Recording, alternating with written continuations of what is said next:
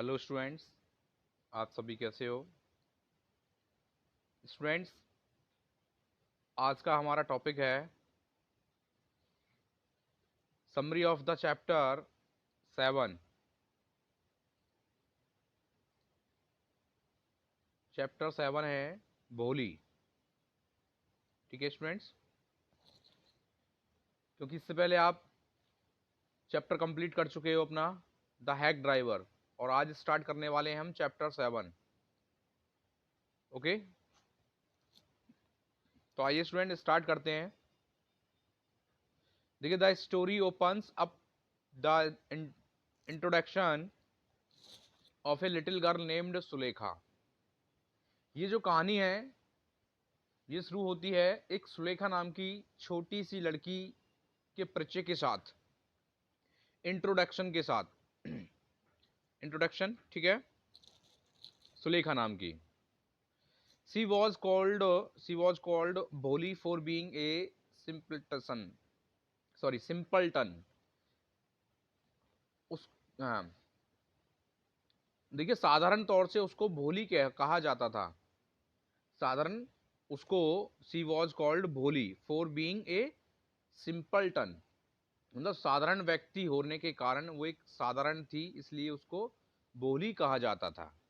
Okay, this was so because, ऐसा इसलिए some part of the her brain had got damage due to an injury during her childhood. अच्छा, भोली उसे इसलिए कहा जाता था क्योंकि बचपन में कि उसका दिमाग का कुछ थोड़ा सा पार्ट वो डैमेज हो गया था। वो कैसे हो गया था?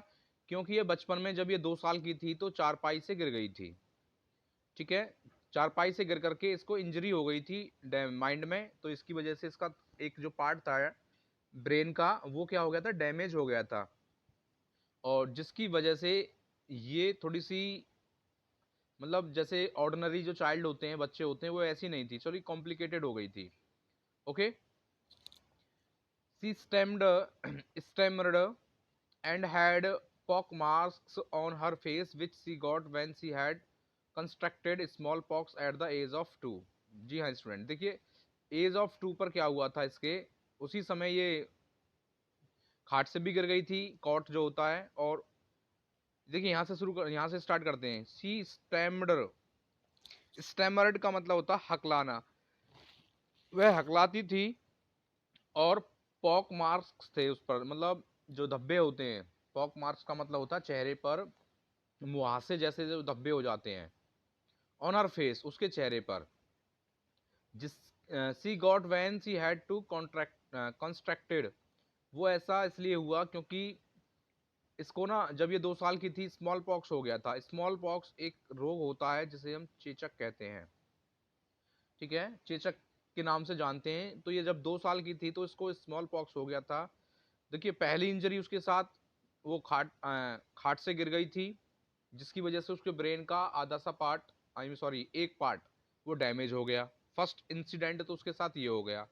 सेकंड, वो क्या करती थी, वो हक लाती थी बोलने में, मतलब क्लियर बोल नहीं पाती थी। कौन? सुलेखा। ओके, वैसे सब लोग उससे प्यार से भोली कहते थे। और थर्ड स्टेप उसके साथ क्या हुआ कि जब वो 2 साल की थी तो उसको स्मॉल पॉक्स हो गया था, चेचक हो गया था, जिसके जिसके कारण उसके चेहरे पर धब्बे हो गए थे। ठीक है, मुहासे जिन्हें आप कहते हो, पिंपल्स। ठीक है, she was a laughing stock of everyone. Her father Ramlal was a नंबरदार।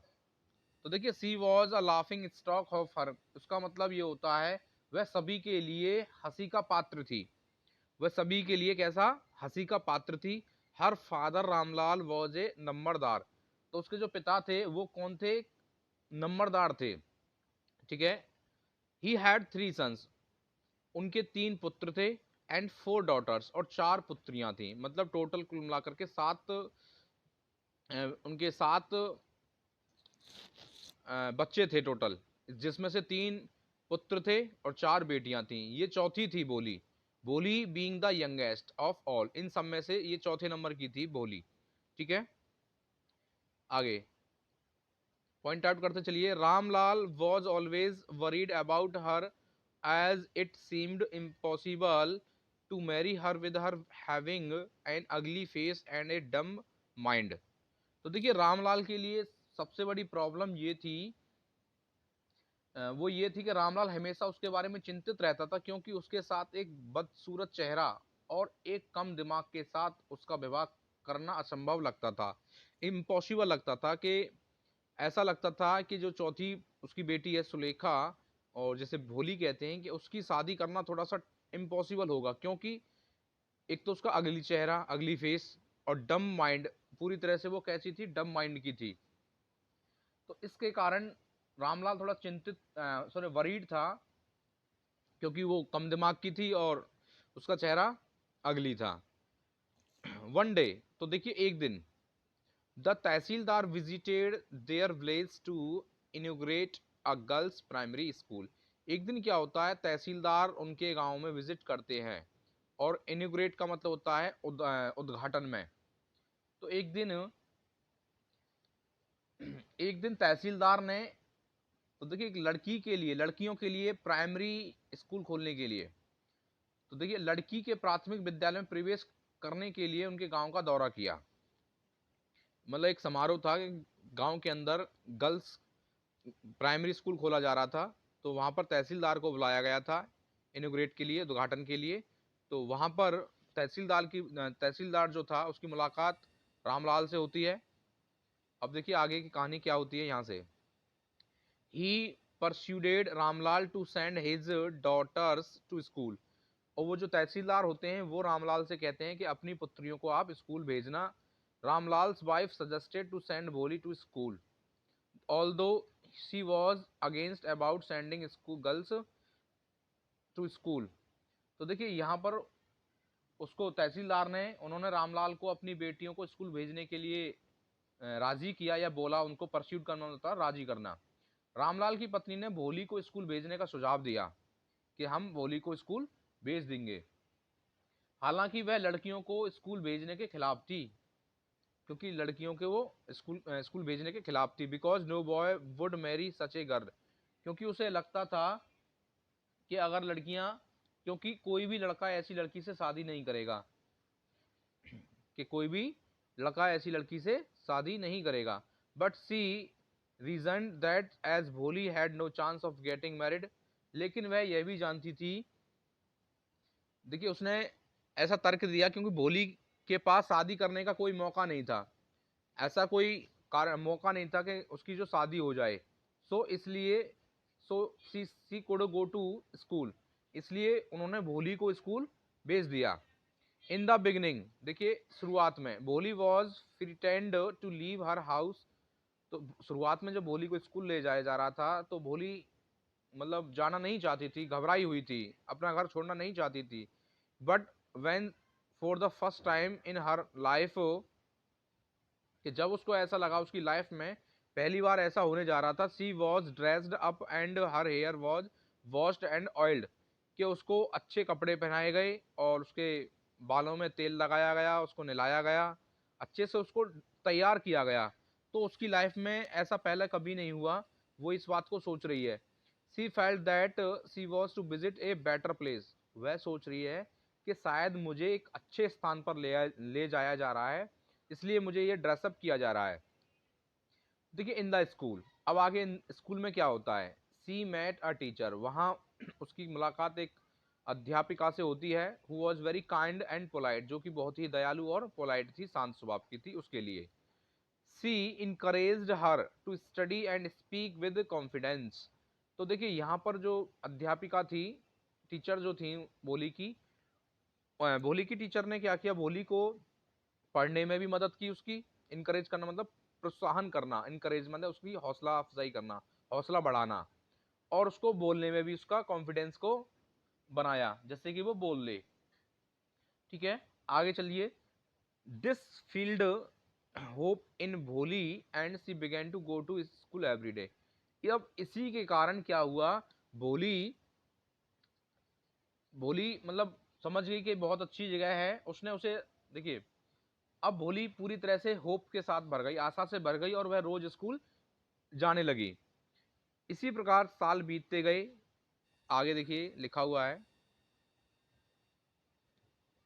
साल बीतते गए, years passed and her blaze upgraded into a small town with some facilities like a cotton mill, cinema and the primary school being converted to into a secondary school. तो इसी साल क्या मतलब कई साल बीत गए और उसके गांव को छोटे से छोटे शहर में अपग्रेड किया गया। जैसे कि एक कॉटन मिल, मतलब एक सूती मिल जो होती है, एक सिनेमा और एक प्राथमिक स्कूल को माध्यमिक स्कूल में परिवर्तित कर दिया, मतलब सेकेंडरी स्कूल बना दिया गया। जैसे जैसे साल बीतते गए क्या हुआ, उनके जो गांव था वो एक टाउन में बदल गया, स्मॉल टाउन में, छोटा सा टाउन बन गया। कुछ फैसिलिटीज थी जैसे कि कॉटन मिल वहां पर इस्टेब्लिश कर दी गई थी, और सिनेमा भी आ गया था वहाँ। प्राइमरी स्कूल को कन्वर्ट कर दिया था एक सेकेंडरी स्कूल में, ठीक है। 10वीं तक, इट मीन्स प्राइमरी का मतलब 5th क्लास तक होता है, फिर सेकेंडरी का मतलब आपका आ जाता है 10th क्लास तक।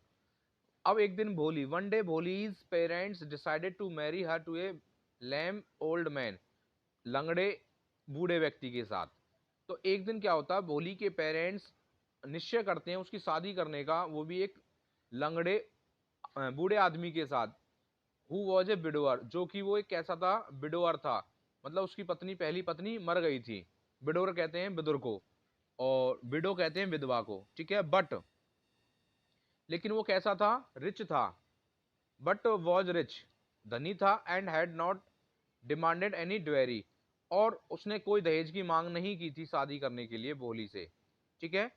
आगे देखिए, they thought it to be the best marriage, और वे दोनों सोच रहे हैं, भोली के पेरेंट्स, कि ये भोली के लिए सबसे it is the best marriage proposal, ये सबसे अच्छा प्रपोजल है, प्रस्ताव है शादी का, फॉर देयर डम्प डॉटर, वो डम्प का मतलब एकदम सीधी सादी गऊ जैसी लड़की के लिए, कम दिमाग की लड़की के लिए सबसे अच्छा शादी का प्रस्ताव है।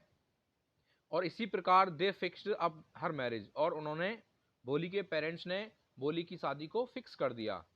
ऑन द वेडिंग डे, अब देखिए यहाँ से थोड़ी सी कहानी चेंज हो जाती है। अब शादी वाले दिन द ब्राइड ग्रूम, दुल्हा जिसे कहते हैं, arrived with great pomp and so which filled Ramlal with joy. एकदम हर्षोल्लास के साथ आना, मतलब बहुत ही ज्यादा धूमधाम से, बड़ी धूमधाम के साथ पहुंचा, और जिसने रामलाल को क्या कर दिया, आनंद से भर दिया। द ग्रूम डिस्कवर्ड दैट भोली हैड पोक मार्क्स, अब आगे क्या होता है, जैसे कि भोली को बिठाया जाता है फेरों के लिए, तो वो अचानक क्या होता है, भोली का घूंघट उठ जाता है, हाँ, पता नहीं सडनली हवा के कारण। तो वो भोली के चेहरे को देख लेता है, क्योंकि भोली के चेहरे पर क्या थे, पोक मार्क्स बने हुए थे। तो उन पोक्स मार्कों को देख लेता है, जो धब्बे में बता रहा था, चेचक के निशान थे। अब देखिए आगे, देख करके वो क्या करता है, एंड डिमांडेड ड्वेरी, और फिर वहीं पर वो दहेज की डिमांड कर देता है, इन रिटर्न फॉर मैरिंग हर, शादी करने के कारण, मतलब शादी करने की उसमें वजह में, एवज में वो क्या करता है कि मैं शादी जब भी करूंगा, जब आप मुझे ड्वेरी मतलब दहेज देंगे, दहेज के रूप में मुझे 5000 रुपीज देंगे, 5000 रुपये मुझे आप देंगे, तभी मैं शादी करूंगा बोली से। क्योंकि ये पूरी तरह से, क्योंकि इसका जो चेहरा है वो पूरी तरह से भद्दा है। Ramlal begged for mercy and even placed is turban his Bishamber feet, but Bishamber Nath did not agree. अब यहाँ पर रामलाल देखिए, उसको उससे बैग्ड माने दया दया की भीख मांगता है, और यहाँ तक कि वो बिसम्बर के पैरों में अपनी पगड़ी को रख देता है, ठीक है। लेकिन बिसम्बर नाथ मानता नहीं है, Bishamber Nath did not agree. Ramlal had to give the money in order to save both his families honour and his daughters marriage. अब जब मानता नहीं है तो, लेकिन जब फिर क्या करता है रामलाल, अपने परिवार के सम्मान के लिए और अपनी बेटी की शादी, दोनों को बचाने के लिए पैसा पैसा दे देता है, ठीक है। भोली कुड नॉट बियर, अब भोली सहन नहीं करती इस चीज को, और वो मना कर देती है शादी करने से, कि मैं एक ऐसे लालची व्यक्ति के साथ शादी नहीं करूंगी जो दहेज की डिमांड कर रहा है, ठीक है। पिताजी अपने पैसे को वापस ले लीजिए। People accused her of being seamless, अब देखिए, जैसे ही ऐसा उसने कहा तो लोगों ने उस पर बेशर्म होने का आरोप लगाया। एक्यूज का मतलब होता है आरोप लगाना, कि कितनी बेशर्म लड़की है, बिना शादी मतलब बारात चली जाएगी खाली, बताओ क्या इज्जत रहेगी। तो द वेडिंग पार्टली रिटर्न्ड, तो होता क्या है, जो शादी है वो रोक दी जाती है। The marriage ceremony ended with भोली गेटिंग मैरिड, अब यहाँ पर भोली की शादी बिना शादी का कार्यक्रम समाप्त हो जाता है, मतलब भोली की जो शादी है वो बिना शादी हुए खत्म हो जाता है। Her father was surrounded by grief and said that now no one would marry her and worried about her future, उसके जो पिता हैं वो दुखी से घिरे थे, दुख से घिरे थे, और कहते हैं उससे कि अब कोई भी तुझसे शादी नहीं करेगा और वह भविष्य में क्या करेगी। तो देखिए वो आगे क्या कहती है, to his she replied that she would take care of her parents with when they grew old and would teach in her school. Her teacher, who was quietly watching all this, felt proud of her decision. जब उसका पिता कहता है कि तुम्हारे भविष्य में, मतलब भविष्य का क्या होगा, भविष्य में तुम क्या करोगी, तो इसके लिए उसने जवाब दिया कि जब वह, उसके पेरेंट्स बूढ़े हो जाएंगे तब वह अपने माता पिता की देखभाल करेगी और स्कूल में पढ़ाएगी। वो क्या करेगी, स्कूल में पढ़ाएगी।